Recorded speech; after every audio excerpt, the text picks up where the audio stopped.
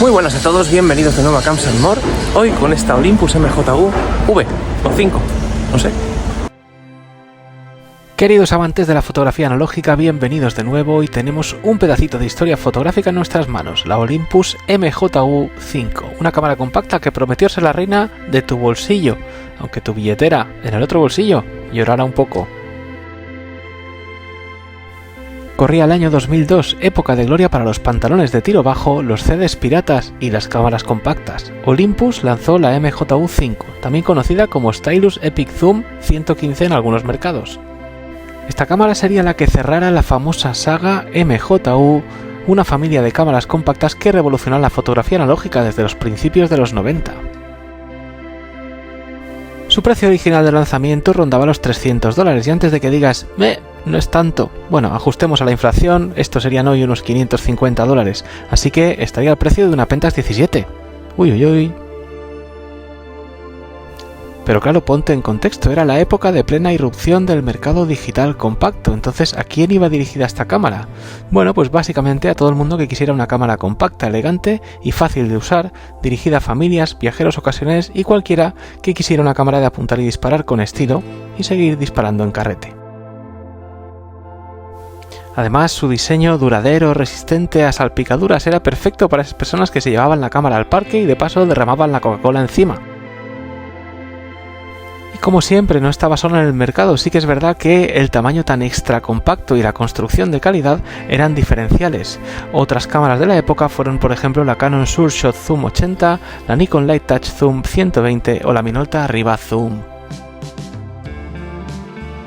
Ópticamente, las premisas de los usuarios en estos años habían cambiado desde la maravillosa MJU2, que por cierto vendrá al canal pronto, estate atento, de 35mm f2.8, hasta esta, con este objetivo con una focal variable y además con una apertura que cierra a f11 en el teleobjetivo. Muy diferente. Los beneficios de disparar con una point and shoot yo creo que son claros. Son pequeñas, son ligeras, son manejables. No tienes que pensar en exposición, en nada, simplemente, como el propio nombre indica, apunta y dispara.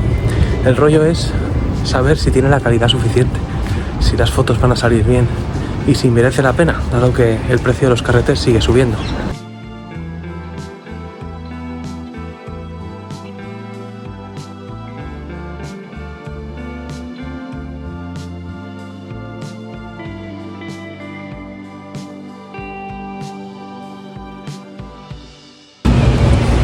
Construcción metálica de aluminio y acero inoxidable, 11 puntos de enfoque con láser, un zoom de 38 a 108, eso sí, no es con una apertura muy grande, 5.6 a 11.3.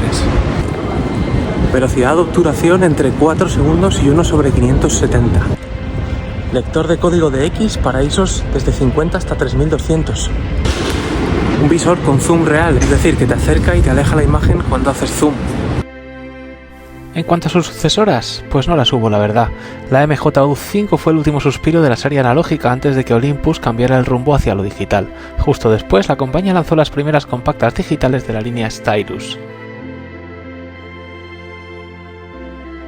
Y ante la gran pregunta de si vale la pena comprarte una en 2024, todo depende. Si buscas un tamaño muy compacto, una construcción duradera y recia, metálica, y además una óptica que te valga para casi todo, pues esta es una buena opción.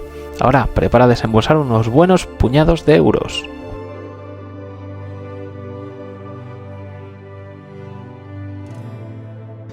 Y a continuación paso a contaros un poco cómo funciona esta MJU, esta MIU 5, como veis ahí, all weather, sellada contra inclemencias climáticas y toda metálica. Lo primero que vamos a hacer es abrir la compuerta para intentar insertar la película, para lo cual, como habéis visto, tenemos esta pestañita aquí que se desliza hacia arriba y este es el pequeñísimo interior de la cámara, que como veis ocupa poco más que el rollo. Entonces vamos a colocar el rollo y vamos a estirar, y como veis tenemos unas marquitas rojas aquí que justamente nos indican hasta dónde debemos estirar la película. Una vez hemos estirado hasta la marquita roja la película, tan sencillo es como meter el film aquí debajo, cerramos la tapa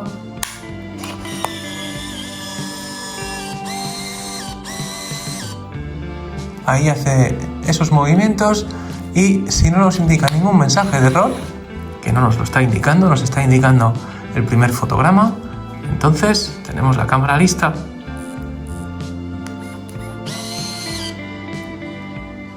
Y en la parte trasera encontramos lo que son todos los controles de la cámara, lo que tiene que ver con el temporizador y demás.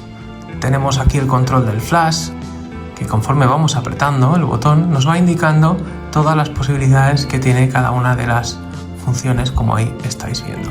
Cabe destacar que cuando apagas la cámara, si yo por ejemplo la pongo en flash forzado a que esté apagado siempre, cuando apago la cámara, que se hace deslizando un poquito hasta que el slider toca el objetivo y acabando de deslizar y lo vuelvo a encender, como veis la configuración que yo tenía elegida ha desaparecido. Cada vez que se cierra se resetea. Tenemos aquí el botón del enfoque también y tenemos un botón para el rebobinado. Para presionar el botón de rebobinado necesitaremos un pinchito o algo porque está incluido ahí en la parte, digamos, interna, para que no lo presiones con el dedo por error, lógicamente. El visor, aunque te pueda parecer pequeño, es suficientemente grande y además hace zoom cuando tú acercas y alejas el zoom, como puedes estar viendo. El zoom además tiene un movimiento rápido, como os he contado ya, es un 38-108 y a ver si se ve por aquí. A ver, como ves, se acerca y se aleja dentro del visor, lo cual está muy bien porque había cámaras de esta época que no hacían esto, básicamente. Por la parte de arriba tenemos el botón de obturación, cuadradito, muy mono y que sobresale muy poquito sobre la línea esta metálica. Tenemos ese half press, en la primera mitad nos indica que está en foco y que además va a disparar el flash y ahí lo tenemos. Tenemos el slider para el zoom hacia más angular o hacia más teleobjetivo. Tenemos por la parte trasera la tapa, como hemos visto, con todas estas funciones y aquí en esta especie de grip trasero se alberga lo que es la batería, que es una CR2. Por el lado derecho encontramos el asidero para la correa y por la parte frontal encontramos la virguería de cámara que es, básicamente, la óptica, que es fantástica, el flash, por otro lado, el visor, ahí lo tenemos, los elementos para el autofocus, el láser, etcétera, los tenemos por aquí y además contamos con que el flash emite esta luz, como ves, para facilitar lo que es el enfoque en condiciones de baja luminosidad. Tenemos la tapita, que es la que hace de on y off, y por la parte de abajo tenemos el Made in China, en este caso, el Olympus Tokyo Japón, montura para trípode y ya estaría. Por la parte izquierda tenemos el slider para la apertura de la tapa posterior. Y como habéis visto, para apagar la cámara, simplemente con delicadeza deslizo un poquito el slider, se cierra el objetivo y termino de cerrar al más puro estilo de las Olympus MJU. Y para que te hagas una idea del tamaño real de esta cámara, la vamos a comparar con una muy pequeñita y que además está muy de moda por el nuevo modelo que ha salido, la Rollei 35 TE.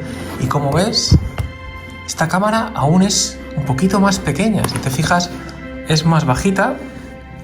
Eso sí, es ligeramente más ancha. Ligeramente, vamos a ponerlas una encima de otra. Muy ligeramente, ahí ves la diferencia. Pero vamos, están ahí en el tema de la pelea por la más pequeña del mercado. Fíjate que la Rollei nueva no es tan pequeña como esta. La Rollei nueva tiene como 1 centímetro más por aquí, es más alta también y sobre todo es más profunda, o sea, es el mismo diseño pero básicamente como inflada, por decirlo de alguna manera. Así que tú me dirás.